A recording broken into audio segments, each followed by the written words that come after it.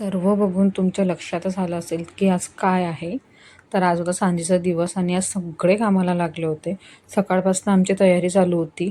आईने ते चंदन वगैरे पण उगवायला घेतलं होतं आणि सगळी संध्याकाळची तयारी चालू आहे. संध्याकाळचा प्रोग्राम होता. प्रोग्राम आम्ही घरीच ठेवला होता वरती.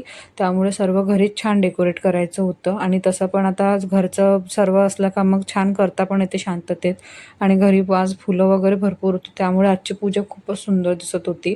आज पूजा तर खरं ताईने केली होती, कारण आज मला सकाळी पण फोटोशूटला जायचं होतं. त्यामुळे आज सगळी पूजा वगैरे हे सर्व ताईंनी मांडली होती. म्हटलं सर्वच कामं करत आहे तर आपणही थोडा हातभार लावावा, म्हणून आधी मी तर सर्वांसाठी हे तांबूल एका छान छोट्या बाउलमध्ये काढून घेतलं. माझा व्हिडिओ चालू आहे हे तिच्या लक्षातच नाही आलं, तर इशूमध्ये येऊन गेली आणि नंतर ती एवढी हसत होती. तर आता वरती पण सर्व डेकोरेशनवाले आले होते आणि वरती आमचं डेकोरेशनचं काम चालू झालं होतं.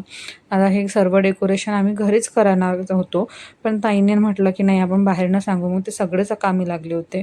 सगळ्यांसोबत आज बाबांची इच्छा होती की नाही आज सगळ्या नाश्त्याचे हे मी करणार आहे.